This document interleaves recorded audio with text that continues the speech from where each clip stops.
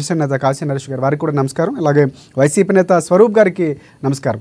ప్రధానంగా డిబేట్లో ప్రస్తుతం ఉన్నటువంటి కామెంట్స్ పైన మనం ప్రధానంగా చర్చిద్దాం. ఏ అంశం వరకు వెళ్ళబోతుంది, ఎలా వెళ్ళబోతుంది అని కూడా చూద్దాం. ముందు మనం టీడీపీ అధికార ప్రతినిధి డాక్టర్ వరలక్ష్మి గారి దగ్గరికి వెళ్దాం. వరలక్ష్మి గారు నమస్తే.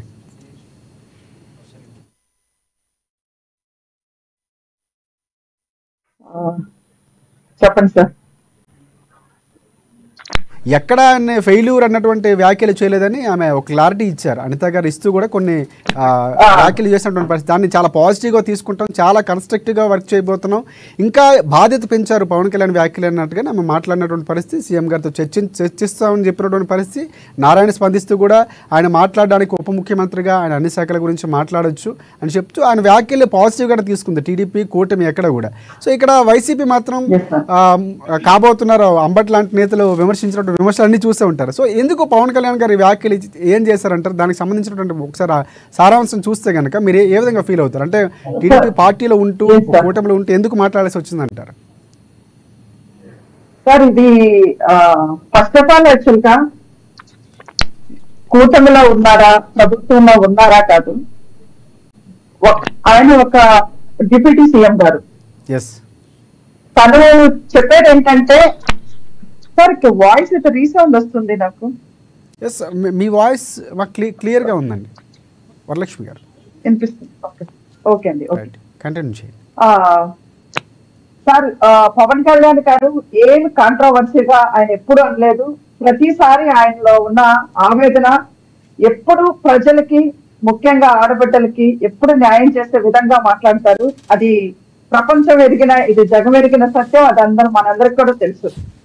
ఆ ఉద్దేశంతోనే ఇప్పుడు గవర్నమెంట్ మారి 4 నెలలు అయిపోయినా కానీ పోలీసుల పనితీరు, ముఖ్యంగా ఆయన చెప్పింది ఏంటంటే పోలీసుల పనితీరు ఏదైతే గత ప్రభుత్వంలో ఉన్నప్పుడు ఆయన క్లియర్ కట్ గా మెన్షన్ చేశారండి.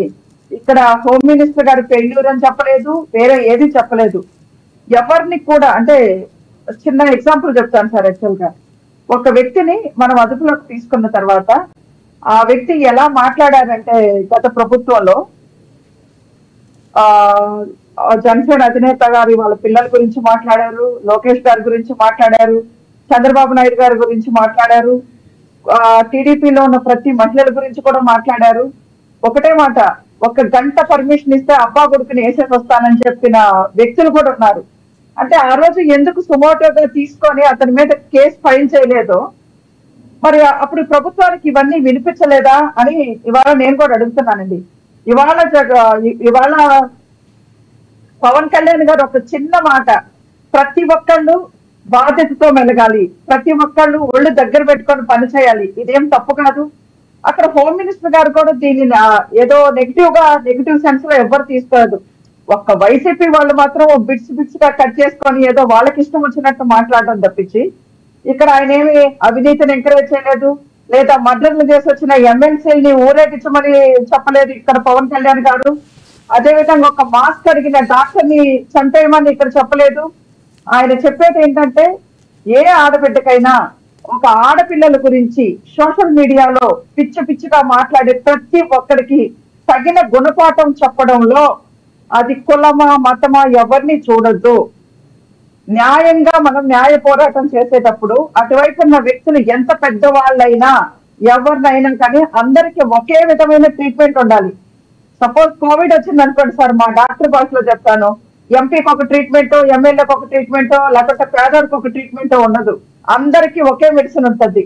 అలాగే ఇక్కడ కూడా ఎవరు తప్పు చేసినా పోలీస్ అధికారులకి, ముఖ్యంగా గత 5 సంవత్సరాలలో ఎంత విచ్చలవిడిగా అసెంబ్లీ సాక్షిగా మాట్లాడిన వాళ్ళని ఏమనలేదు. కనీసం 100ల కొద్దీ మానభంగాలు జరిగి 100ల కొద్దీ ఆడపిల్లలు చనిపోతే గత ముఖ్యమంత్రి గారు ఏ రోజు కూడా కనీసం ఒక రివ్యూ మీటింగ్ పెట్టి ఇలా ఆడపిల్లలకి ఇలా ఇబ్బంది జరుగుతుంది, దీనికి లా అండ్ ఆర్డర్ ఏం చేస్తుంది, సంబంధిత అధికారులు ఏం చేస్తున్నారని ఏ ఒక్క రోజు కూడా అడగలేదు జగన్మోహన్ రెడ్డి గారు. ఇవాళ ఆయన ఆవేదన అంతా ఆ ప్రభుత్వంలో జరిగినట్టుగా ఇప్పుడు ఈ ప్రభుత్వంలో జరగకూడదు, ఇంకా పోలీసులు అలసత్వం వహిస్తున్నారు, అప్పట్లాగానే ఉన్నట్టున్నారు, వాళ్ళ తీరు మార్చుకోండి. ఎవరికి మనము ఇప్పుడు పెదవులందరికీ తీసుకొచ్చి వాళ్ళని ఏదో కనకపు సింహాసనం మీద కూర్చోబెట్టమని పవన్ కళ్యాణ్ గారు చెప్పట్లేదండి. చాలా మంది గత ప్రభుత్వంలో సోషల్ మీడియాలో ఒక గ్రూప్ ఆఫ్ పీపుల్ ఓన్లీ ఎవరు లేడీస్ బయట వచ్చి యాక్టివ్ గా పార్టీ కోసం వర్క్ చేస్తున్నారు, ఎవరు గొంతెత్తి ఎవరైనా మాట్లాడుతున్నారు, ఎలా చేశారో వాళ్ళ క్యారెక్టర్ అసోసియేషన్ ఎలా చేశారు, ప్రతి ఒక్కరిని ఇష్టం వచ్చినట్టు మాట్లాడారండి ఆ రోజు. అలాంటి మళ్ళా పునరావృతం కాకూడదు.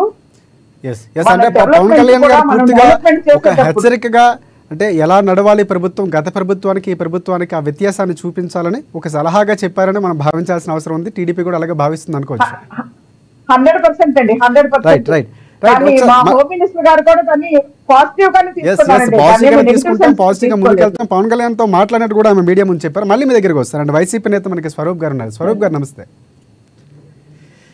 అంటే పార్టీ అంటే ఇప్పుడే ఉప ముఖ్యమంత్రి కాస్త హోంమంత్రి కాబోతున్నారని మీ పార్టీకి సంబంధించినటువంటి నేతలు మాట్లాడడం, అంటే హోంమంత్రిని విమర్శించారు పవన్ కళ్యాణ్, పార్టీలు ఇప్పుడు అసమ్మతి రాబోతుంది, చీలికలు వచ్చాయి, ఇలాంటి వ్యాఖ్యలు కూడా చేస్తున్నారు. ఎందుకంటే ఇక్కడ